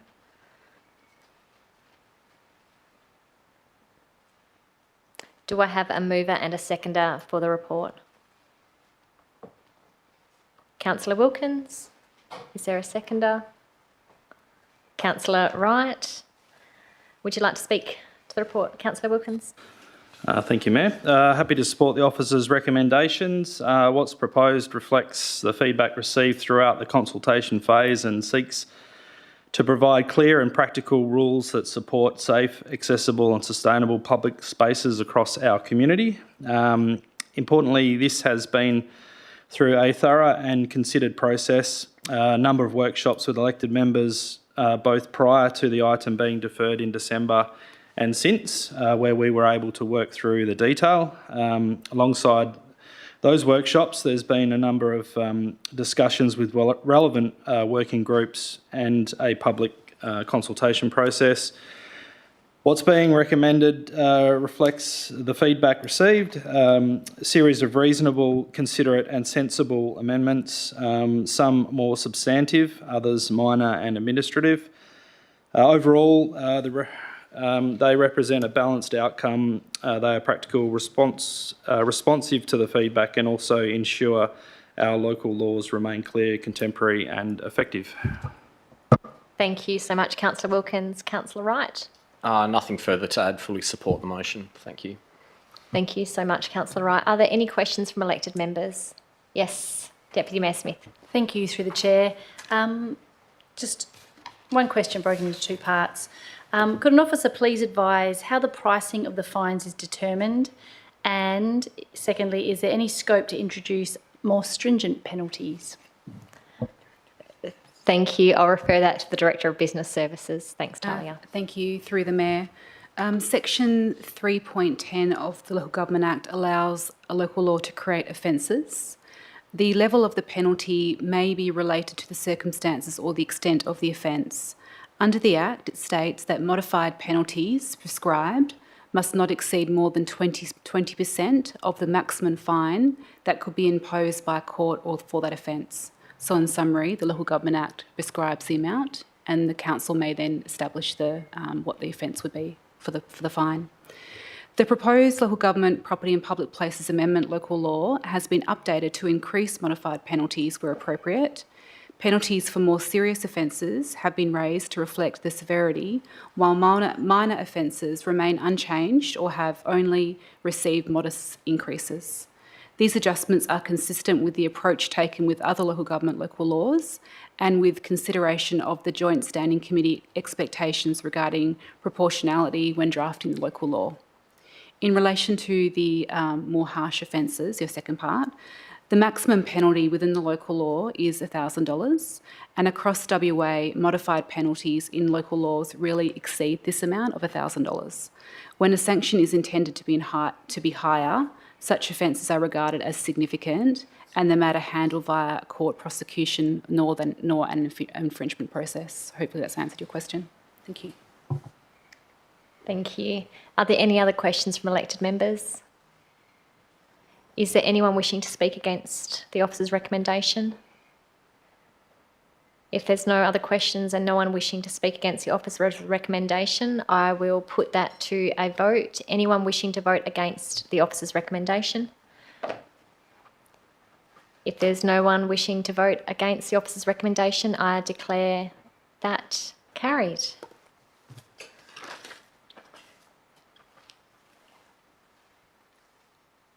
Thank you. We now move to item 20, motions of which notice has been given. There are none. Notices of motions for consideration at the following meeting. There are also none. Late and urgent business items. There are none. And now we move to the confidential item, behind closed doors. I would just like to declare that Councillor Peter Rogers, are you still online? Yes, I'm here. Councillor Peter Rogers has declared that confidentiality will be maintained during the closed part of the meeting to discuss the confidential reports. I am happy to declare that, yes. Thank you so much. As there is an item of confidential business... Oh, Councillor Knight's still online as well? Oh, wonderful. Councillor Knight, are you also happy for that declaration? Yes, I'm also happy for that declaration. Thank you. Thank you so much.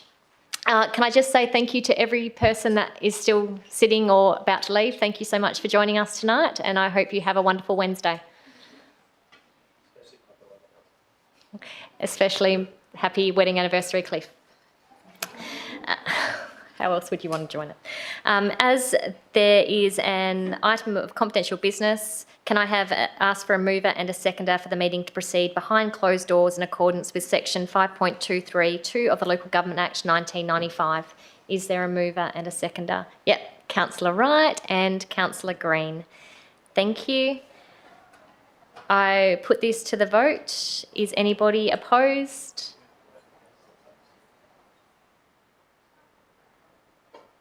I declare that carried.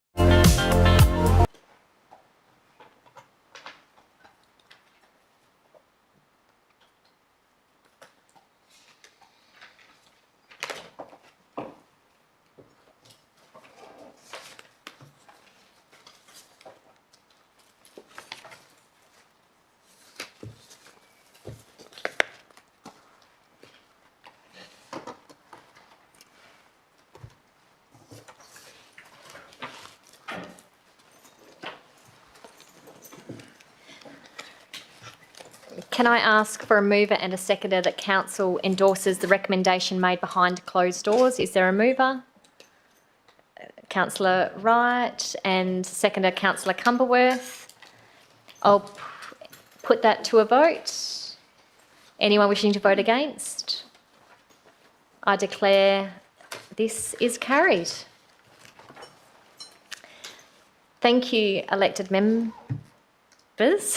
This now concludes the meeting. Thank you for your participation and your support in assisting this meeting to run smoothly. I declare all business concluded and the close of meeting at 7:42 p.m. and request that live streaming be terminated. Thank you.